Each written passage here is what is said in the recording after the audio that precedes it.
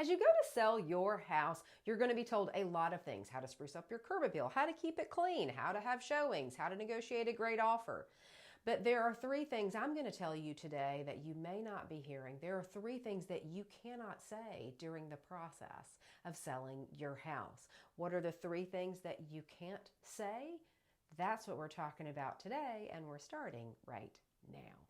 I'm Sherri Green with Coldwell Banker. Welcome to my YouTube channel that guides home sellers and home buyers in Washington, D.C. and Northern Virginia. As you go to sell your house, you're going to be given a lot of advice. You have to do this, you have to do that, you must do this, you're going to do this, this is going to happen. All of these things are coming in and can affect your mindset. Having the right mindset when you go to sell your house is critically important. We think about mindset when we think about our jobs and our relationships. When you go to sell your house, it is important to get in the seller mindset. You have to be prepared for all the things you have to do and all the discussions you're going to have as you go through the selling process. There are three things you cannot say when you are selling your house. It can mess with your mindset and it can mess up your sale. The first thing you cannot say when selling your house is, "I'm not taking below this number."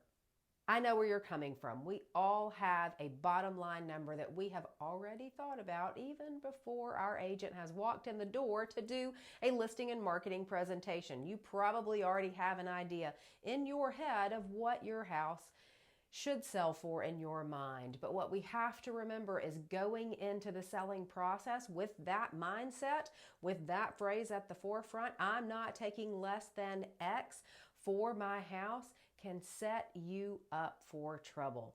We have to be willing to negotiate. We have to be willing to listen to the offers. And let's start with that. We need to have an offer first to realize what our bottom line might be. There may be some things that you have to budge on, so don't go into the process with your mind already made up. There could be other terms that are very beneficial to you, so you're willing to give on the price a little bit. Let's get an offer first, and then we can talk about the negotiations. The second thing not to say is, "My house is perfect." Well, it's probably not perfect. It probably feels pretty perfect to you. You've probably put a lot of time and effort, love, and memories in the house, but it is rare that any house, no matter the price point, is perfect.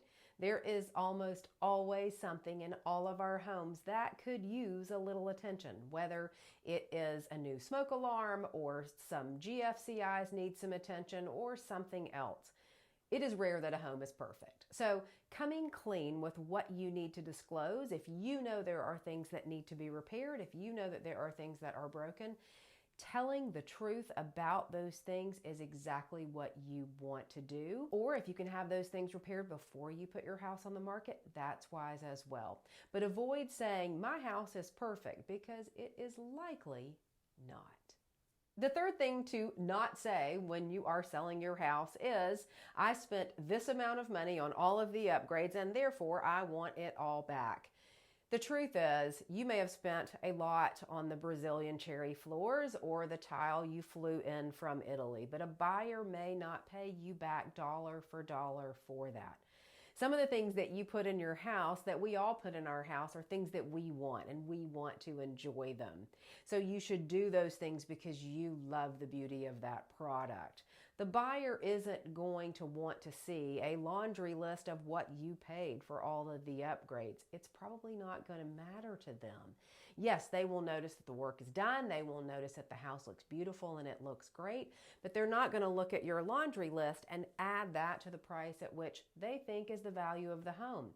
They're going to compare the home to the others that have sold in the neighborhood and in the area, and that's where they're going to come up with the value of what they think the home is worth and what they are willing to pay for it. There's a lot to think about when you go to sell your house, and my channel is here to help. Make sure you watch this video next. It will help you get your house ready to sell in 30 days.